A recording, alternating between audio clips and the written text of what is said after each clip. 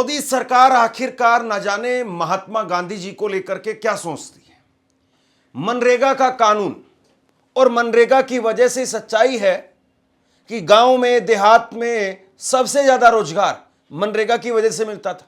नरेंद्र मोदी एक वक्त में कहते रहे कि मनरेगा कांग्रेस के विफलताओं का एक जीता जागता स्मारक है, यह नरेंद्र मोदी जी ने कहा।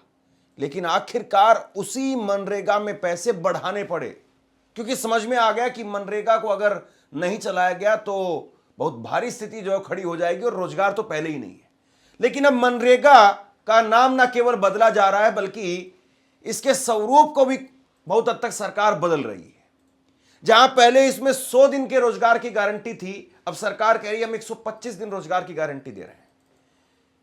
अब इसमें किस तरीके से क्या कुछ खेल हो रहा है और क्यों विपक्ष इसका विरोध कर रहा है, इसको बहुत गहराई से समझने की जरूरत है क्योंकि यह मामला सीधे तौर पर गरीबों से जुड़ा हुआ है, गरीबों के रोजगार से जुड़ा हुआ मामला है। लेकिन विपक्ष ने आज जिस तरीके से इसको लेकर के विरोध किया, आज जरा ये तस्वीरें देखिए एक बार। ये तस्वीरें देखिए, ये विपक्ष के सांसद मनरेगा का नाम बदलने और उसके जिस तरीके से उसके प्रावधानों को बदला जा रहा है, इसके विरोध में संसद भवन के पुराने संसद भवन के गेट नंबर 1 के पोर्च पर छत पर चढ़ गए और पोस्टर लेकर के विरोध प्रदर्शन करने लगे।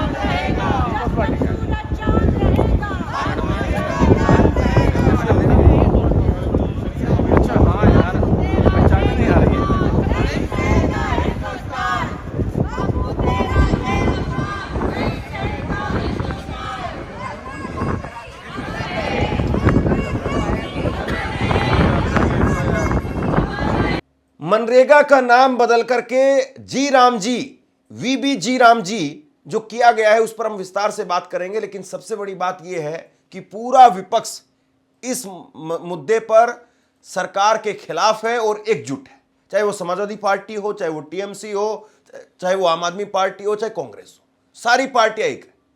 अब इस मामले में सबसे बड़ी बात यह कि सरकार पीछे हटेगी। यह सरकार अपनी एक तरीके से ये कहें कि संख्या के आधार पर ये बड़ा बदलाव कर देगी।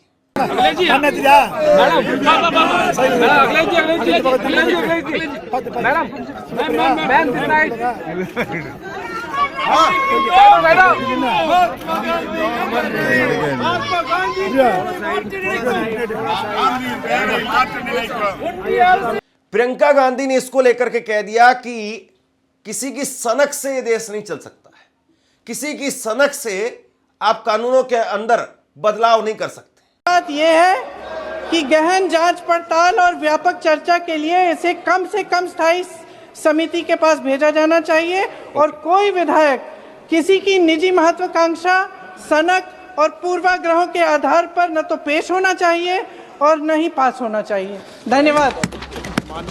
अब जरा समझिए कि यह मसला है क्या। सरकार एक तरफ तो कह रही है कि भैया 100 दिन की जगह पर हम 125 दिन का रोजगार दे रहे हैं, बड़ी अच्छी बात है। 100 दिन की जगह 200 दिन कर देते और अच्छी बात होती। लेकिन बड़ा जो सवाल है वो ये है कि पहले जब 100 रुपए का बजट अगर आता था मनरेगा का तो उसमें से 90 रुपए वो केंद्र की सरकार देती थी। अब उसको 60 और 40 में कर दिया गया है। पहले 90% और 10% की हिस्सेदारी होती थी। 90% केंद्र की सरकार देती थी, 10% राज्य की सरकार देती थी। लेकिन अब इसको 60 और 40 में कर दिया है, यानी राज्यों के ऊपर पहले से ही बहुत बोझ होता है और बोझ लाद दिया गया है। पहले ही राज्य कहेंगे कि हमें तो पैसा नहीं है हमारे पास में, जैसे बिहार में चले जाइए, उत्तर प्रदेश में चले जाइए, मध्य प्रदेश में चले जाइए, वो राज्य वो कहेंगे कि भैया हमारे पास तो पैसा नहीं, हम पहले ही 10-10 हजार रुपए दे रहे हैं अलग से, तो फिर इसमें मनरेगा में हम पैसा क्यों दें। ये एक बड़ी बात है इसमें। और दूसरी बड़ी बात यह है कि मनरेगा के अंदर पहले अनस्किल्ड का मतलब यह है कि अनपढ़ मजदूर वो भी जो इसमें काम करते थे, लेकिन अब इसमें कुछ शर्तें रखी जा रही है। और सारी बातों पर जो टेक्निकल बहस है उस पर अगर हम जाएं ना जाएं, उससे पहले बड़ी बात यह कि ये वी राम जी राम, ये जी राम जो इसका नाम रखा है, इसके पीछे वजह क्या है। भाई मनरेगा था, मनरेगा उसका नाम रहने देते, आप इसमें वी राम जी राम ये लेकर के आ गए। ये मतलब आप जो है वो हर चीज में इस तरीके से राजनीति करेंगे तो फिर कैसे काम चलेगा।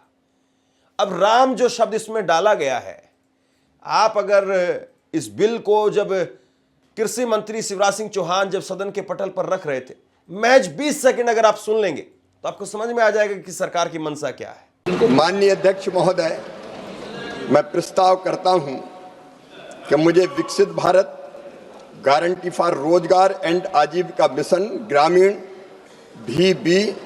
जी राम जी विकसित भारत जी राम जी बिल 2025 को सभा में पूरा स्थापित करने की अनुमति दी जाए। जी राम जी। अब बताइए इसको क्या कहा जाए। इस तरीके से अगर जो है, और यहां पर किरण रिजिजू वो सीधे तौर पर कह रहे हैं कि राम का विरोध कर रहे हो।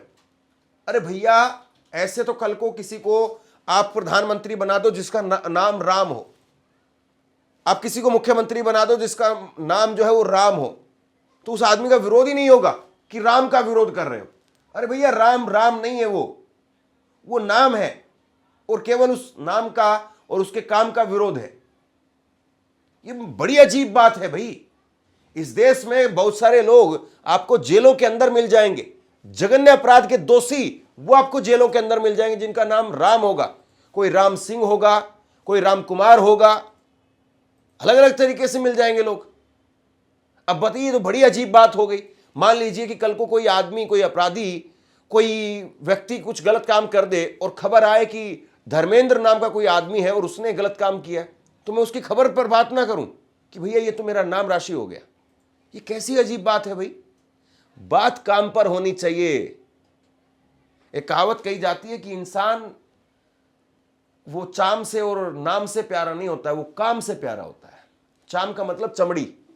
आदमी गोरा है, काला है, उस बात से वो प्यारा नहीं होता है। उस बात से उससे आप प्रेम नहीं कर सकते कि हाँ आदमी बहुत सुंदर है, आदमी बहुत खूबसूरत है, या आदमी का नाम बहुत अच्छा है। किसी लड़की का नाम ऐश्वर्या राय है, किसी लड़की का नाम प्रीति जिंटा है, या किसी लड़के का नाम शाहरुख खान है, या किसी लड़के का नाम रणवीर कपूर है, तो क्या मतलब इस बात पर जो है वो ये मान लिया जाए कि हाँ नहीं ये रणवीर कपूर है, ये ऐश्वर्या राय है, ये प्रीति जिंटा, ये हेमा मालिनी है, इसी पर जो है वो बहस हो जाएगी। गजब है भाई। इस तरीके से मतलब कोई तो तर्क दीजिए। आप ये कह रहे हैं किरण रिजिजू कि यहां पर राम का विरोध हो रहा है। जरा फिर से सुनिए। माननीय अध्यक्ष महोदय, मैं प्रस्ताव करता हूं कि मुझे विकसित Bharat guarantee for Rozgar and Ajeevika mission ग्रामीण जी राम जी विकसित भारत जी राम जी बिल 2025 को सभा में पूरा स्थापित करने की अनुमति दी जाए। जी राम जी। आप जरा इस बात को बताइए कि 100 में से 60% पैसा अब आप क्यों दे रहे हैं? पहले 90% सरकार देती थी, और आज तो नरेंद्र मोदी के राज में दिल्ली की तिजोरी में पैसा बचने लगा होगा, क्योंकि अब तो ना खाऊंगा ना खाने दूंगा वाली सरकार है, भ्रष्टाचार नहीं करने दूंगा वो वाली सरकार है। तो अब तो पैसा बच रहा होगा, और अगर पैसा बच रहा है आपके पास में तो दीजिए गरीबों को पैसा। आप कहिए कि पहले 100 दिन का रोजगार मिलता था, हम 150 दिन देंगे, और 90% पैसा वो अब भी राज्य सरकार नहीं बल्कि केंद्र सरकार ही देगी। अब सबसे बड़ी बात यह है कि जो छोटे राज्य हैं वो कैसे पैसा देंगे, किस तरीके से पैसा देंगे, ये सबसे बड़ा सवाल खड़ा हो गया है। ये मेरे ख्याल से लोगों की सनक है कि हर चीज का नाम बदलना है, और जब नाम बदला जाता है तब खर्चा होता है सरकार का, केंद्र का। ये एक अलग बात है। ये योजना महात्मा गांधी जी के नाम पर है। महात्मा गांधी जी हमारे राष्ट्रपिता हैं, उनका अपमान नहीं होना चाहिए। और तीसरी और सबसे जरूरी बात, नाम बदलने से ज्यादा जरूरी ये बात है कि जो अधिकार इसी सदन में सबकी सहमति से जब वो कानून बना, तो यहाँ एक भी राजनीतिक दल नहीं था जिसने सहमति नहीं दी, तो सबकी सहमति से ये कानून बना कि रोजगार का 100 दिन का अधिकार जो सबसे गरीब जन है इस देश का, उसको मिलना चाहिए। अब इन्होंने बहुत चालाकी की है क्योंकि ऊपर से ऐसे दिखता है कि सिर्फ नाम बदल रहे हैं और 100 से 125 दिन को बढ़ा रहे हैं इसे। लेकिन इसको अगर ठीक तरह से पढ़ा जाए तो इसमें 2-3 ऐसे विषय हैं जिनसे ये एकदम ये योजना कमजोर क्या ये खत्म हो सकती है। और मैं आपको समझाती हूँ कि ये क्या है ये विषय। सबसे पहला कि इन्होंने 100 से 125 दिन की बात की है, लेकिन कमाई की को बढ़ाने की कोई बात नहीं की है। आज अगर आप किसी भी प्रदेश में जाएंगे आपको पता चलेगा कि जो मनरेगा का बकाया अभी मिला नहीं है। तो जहाँ जहाँ जाएंगे मजदूर ये कहते हैं कि अभी हमें पैसा नहीं मिला है। तो आप उतना पैसा नहीं दे पाए हो। केंद्र पहले 90% केंद्र की जिम्मेदारी होती थी कि केंद्र पैसे देगा। आज उन्होंने इस विधेयक से ये चाहते हैं कि वो कम हो जाए। तो जब वो कम होगा तो प्रदेश को देना पड़ेगा। जो गरीब प्रदेश है वो दे ही नहीं पाएंगे। इतना भार इतना बोझ पड़ जाएगा उनकी अर्थव्यवस्था पर कि वो दे ही नहीं पाएंगे। जब दे नहीं पाएंगे तो क्या होगा? योजना खत्म हो जाएगी। दूसरी बात, आज जो गांव में काम होना है वो कौन तय करता है, कौन निर्धारित करता है? ग्राम प्रधान, पंचायत में निर्धारित होता है वो, और उसके लिए पैसे वहीं पे भेजे जाते हैं। अब क्या होगा कि केंद्र में निर्धारित होगा। अरे केंद्र में यहाँ पे दिल्ली में बैठे हुए इन लोगों को क्या पता कि आपको कौन सा कुआं चाहिए, आपको कौन सी दीवार बनानी है, आपको किस चीज की मरम्मत करनी है, नहीं पता चलेगा। और इससे क्या होगा कि जो अधिकार आपने पंचायतों को दिया था, पंचायती राज द्वारा जो 73वां जो कानून था, संशोधन था, उसके तहत जो आपने अधिकार दिया था वो भी खत्म हो जाएगा। मेरा तो हो ही नहीं इसका पाएगा। मतलब है कि आप केंद्र में आप सारी सत्ता चाहते हो, आप ये निर्णय लेना चाहते हो कि कितना पैसा किसको कब भेजेंगे, किस काम में जाएगा, आप ये निर्धारित यहाँ केंद्र में करना चाहते हो। प्रदेश को आपने सारे पूंजी की जिम्मेदारी दे दी कि भाई तुम ही लगाओ इसमें पैसे।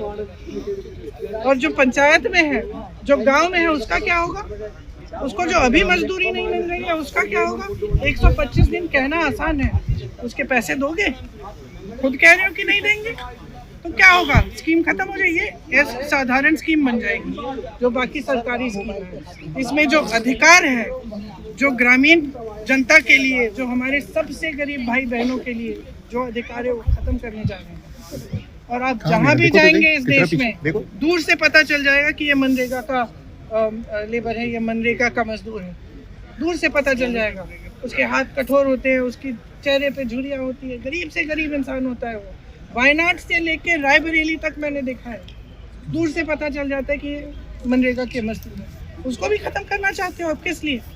इतने पैसे तो आप अडानी अंबानी को पकड़ा रहे हो, सारी संपत्ति पकड़ा रहे हो, और वो बेचारा मजदूर सुबह से शाम तक काम कर रहा है, धूप में मर रहा है, पसीना आ रहा है उसका, खून बह रहा है उसका, आप उसको छोड़ दोगे? आपसे कुछ कहना चाहता हूं। आज के वक्त में पत्रकारिता करना कितना मुश्किल काम है, लेकिन अगर ऐसे में भी कोई आपकी खबर दिखा रहा है, कोई आपके मुद्दे पर बात कर रहा है, तो आपको भी उसका साथ देना चाहिए। अगर आपको लगता है कि मेरी पत्रकारिता सही है, मैं आपके लिए आपकी खबर वो दिखा रहा हूं, तो ऐसे में आप मेरा सहयोग कीजिए। आप इस वीडियो को जब लाइक करेंगे तो लाइक के साथ में ही एक थैंक्स का बटन आपको दिखाई देगा। उस थैंक्स के बटन पर आप क्लिक कीजिए और जो भी सहयोग राशि दे सकते हैं वो दीजिए। दूसरा, आप चैनल को ज्वाइन कर सकते हैं और चैनल को ज्वाइन करके भी मुझे मदद कर सकते हैं। नरेंद्र मोदी जी जब गांधी जी के सामने जाते हैं तो बिल्कुल 90 डिग्री पर जाकर के झुक जाते हैं। जरा ये तस्वीर देखिए आप, कितनी गजब तस्वीर है ये। ऐसा लगता है कि देश में किसी और दूसरे नेता की ऐसी कोई तस्वीर होगी नहीं कि जहां कोई गांधी जी के सामने जाकर के इतना झुक गया, इस तरीके से झुक करके नतमस्तक हो गया। लेकिन आप बताइए कि गांधी जी के नाम पर अगर कोई स्कीम चल रही है, कोई कानून है, कोई एक्ट है, तो बताइए उसको क्यों बदलना है भाई? क्यों आखिरकार नाम बदलना? चलिए, आपकी सारी बातें सही है, आप 100 में से 125 दिन कर रहे हैं, ये कर रहे हैं, वो कर रहे हैं, लेकिन इसका नाम क्यों बदल रहे हैं? नाम बदलने में क्या खर्चा नहीं होता है? नाम बदलने में हर जगह पर उसका नाम बदला जाएगा। ऑफिस में, कार्यालय में, स्टेशनरी के अंदर, किताबों में, हर जगह पर उसका नाम बदला जाएगा। फिर उसकी ब्रांडिंग होगी, ब्रांडिंग पर अलग से खर्चा होगा। मतलब क्यों जबरदस्ती खर्चा करना है? आपको बेनिफिट देना है तो आप बेनिफिट ऐसे दे दीजिए भैया। मतलब ये कुल मिलाकर के वही हुआ कि देने के लिए तो हमें 2 केले देने हैं, लेकिन केले देंगे मिठाई के डब्बे में रख करके, ताकि मतलब ये लगे कि नहीं कोई बहुत बड़ी चीज आ रही है। अरे भैया केले ही तो दे रहे हो ना, वैसे ही दे दो। वो डब्बे में रखने का उस पर भी क्यों खर्चा कर रहे हो? उसके बजाय 3 केले कर दो 2 की बजाय। लेकिन केले देंगे, नाम रखा है इसका विकसित भारत। विकसित भारत जी राम जी, ये जो है नाम रखा है विकसित भारत गारंटी फॉर रोजगार आजीविका मिशन ग्रामीण, ये है इसकी फुल फॉर्म। यानी एक तरीके से आप ये बताइए कि नाम जो है वो इस तरीके से इतना टेक्निकल बना दिया गया और फिर इसमें आजीविका मिशन रख दिया गया। इसमें सबसे बड़ी बात यह है कि विपक्ष ये कह रहा है कि अब नॉन टेक्निकल जो आदमी है उसका काम नहीं रहेगा। जो टेक्निकल आदमी है, जिसको स्किल इंडिया और ये सब जो मोदी जी की स्कीमें हैं उसके अंतर्गत ही काम मिलेगा। नरेंद्र मोदी पिछले 11 सालों से झुंझुनाई तो बजा रहे हैं, इसके अलावा किया ही क्या है उन्होंने? बस कांग्रेस की स्कीम्स का नाम बदलते रहते हैं। अब मोदी ने Mahatma Gandhi rural employment guarantee act MNREGA का नाम बदलकर Viksit Bharat guarantee for Rozgar and Ajeevika mission Gramin ये रख दिया है। महात्मा गांधी से ये चिढ़ते हैं, इन्हीं के गोडसे ने महात्मा को मारा था और आज गांधी जी का नाम हटाने का पाप ये पापी कर रहे हैं। पर यह सिर्फ नाम बदलने तक सीमित मुद्दा नहीं है। असल में मोदी सरकार काम के अधिकार की गारंटी देने वाले इस कानून को बदलकर राज्यों और मजदूरों दोनों के खिलाफ खड़ी है। इसमें केंद्र सरकार का कंट्रोल बढ़ाया जा रहा है, राज्यों को खर्च ज्यादा करने के लिए मजबूर किया जा रहा है, मजदूरों के अधिकार छीने जा रहे हैं और जो थोड़े बहुत लगे उन पर शर्त लगाने का महापाप किया जा रहा है। वो मनरेगा जो ग्रामीण भारत के लिए संजीवनी साबित हुआ, जिसने गांव देहात में लोगों को काम का अधिकार दिया, जिसने ग्रामीण रूरल इकोनॉमी जिसको कहते हैं पूरी तरह से बदल दी, उसको तबाह किया जा रहा है।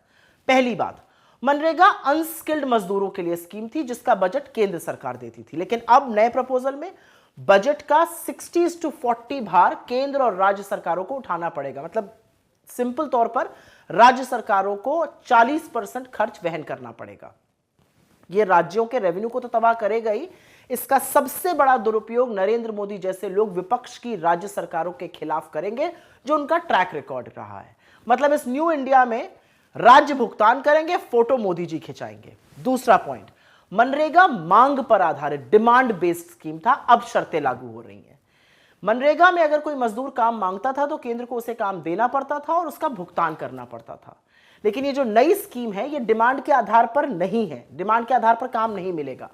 अब केंद्र के जो प्री डिटर्मिन्ड मानक होंगे और जो बजट आवंटित होगा उसके आधार पर मिलेगा। फंड खत्म, काम खत्म। रोजगार की लीगल गारंटी स्कीम को बदलकर अब केंद्र जो है अपनी प्रचार योजना चलाएगा और खर्चा राज्य सरकारें करेंगी। तीसरी बात, ग्राम सभाओं और पंचायतों को पूरी तरह से दरकिनार किया जा रहा है। याद रखिएगा, मनरेगा में जो काम होता था वो ग्राम सभाओं और पंचायतों के जरिए होता था, जो स्थानीय जरूरतों को, लोकल नीड्स को समझते थे, योजना बनाते थे और इससे जो ग्रासरूट डेमोक्रेसी थी वो भी मजबूत रहती थी। अब नई स्कीम में जीआईएस टूल्स, पीएम गति शक्ति, केंद्र के डिजिटल नेटवर्क अनिवार्य है। स्थानीय प्राथमिकताएं तो छोड़ दीजिए, अब विकसित Bharat national rural infrastructure stack से फिल्टर होंगी। इसमें biometrics, geo tagging, dashboard, AI audit, ये सब होगा। मतलब हिंदुस्तान के वो लाखों ग्रामीण मजदूर, उनकी कितनी टेक्निकल प्रॉवेस है वो आप जानते हैं, अब वो काम से वंचित रह जाएंगे। चौथी बात, 60 दिन के काम का निलंबन होगा और यह अनिवार्य तरीके से होगा। मतलब नई स्कीम में मौसम के नाम पर हर साल 60 दिनों तक काम नहीं मिलेगा। यह रोजगार की गारंटी है या मजदूरी पर नियंत्रण है? मतलब सरकार कानूनी रूप से कह रही है न कमाओ न काम करो, बस इंतजार करो। सरकार एक तरह से पब्लिक वर्क को रोककर मजदूरों को प्राइवेट सेक्टर में मजदूरी के लिए ढकेल रही है। मतलब सरकार खुद लेबर सप्लायर बन गई है। इससे मजदूर की आय, उनकी चॉइस, उनका हक सब कुछ छिनता है। असल में ये नई स्कीम जो है ये केंद्र सरकार को ज्यादा कंट्रोल देती है, राज्यों को ज्यादा खर्च करने के लिए मजबूर करती है, मजदूरों के अधिकार को छीनती है और जो बचे खुचे हैं उस पर शर्तें लगाती है। और यह साफ है कि हर बार की तरह इस बार भी मोदी की ये जो काली करतूतें हैं ये गरीब विरोधी हैं, भूमिहीन किसान विरोधी हैं, ये मजदूर विरोधी हैं और ये इस देश के फेडरल स्ट्रक्चर, संघीय ढांचे के विरोध में है। एक बात पूरी तरह से साफ है कि नरेंद्र मोदी इसका दुरुपयोग उन राज्यों के लिए जरूर करेंगे, क्योंकि वो निर्धारित करेंगे कि कौन राज्य कितना काम कराएगा जहां पर गैर भाजपा की सरकारें हैं। इस तरह का कानून ना सिर्फ गरीब विरोधी है, क्योंकि मनरेगा ने गरीबों के हाथ में ताकत दी थी, बल्कि ये पूरी रूरल इकोनॉमी की जो प्रावस है, उसका जो पावर है, उस पर भी एक प्रश्न चिन्ह लगाता है। हर बार अमीरों के लिए ही स्कीम बनाइएगा, कभी तो गरीबों का, मजदूरों का, भूमिहीन किसानों का ख्याल किया करिए मोदी जी। और महात्मा गांधी से इतनी चिढ़, सिर तो खूब झुकाते हैं गांधी के आगे, लेकिन नाम बदलने में 1 मिनट की देरी नहीं करते हैं। यह है आपका असली चाल चरित्र और चेहरा। कुल मिलाकर के अब इस मामले पर लंबी बहस होगी। सरकार इसको पास करवाना चाहती है, लेकिन विपक्ष चाहता है कि पहले इसको समिति के पास में भेजा जाए, कमेटी के पास में भेजा जाए, वहां पर इस पर विस्तार से चर्चा हो और फिर उसके बाद में इसको पास करवाया जाए। अब देखना यह है कि आज का दिन तो बीत गया, यानी आज 16 तारीख, आज का दिन बीत गया और अब बस केवल 3 दिन बचे हुए। तो क्या वाकई इसको सरकार आनन फानन में पास करवाने पर तुली हुई है? लेकिन जिस तरीके से पूरा विपक्ष एकजुट है इस मसले पर, तो क्या सरकार इसको कमेटी के पास में भेजेगी, या वाकई जिस तरीके से नाम बदला गया, ये सब कुछ किया गया, तो सरकार की मंशा आपको साफ दिखाई नहीं दे रही है? आप क्या सोचते हैं नीचे कमेंट बॉक्स में लिख करके जरूर बताइए। इस खबर को शेयर कीजिए। धन्यवाद।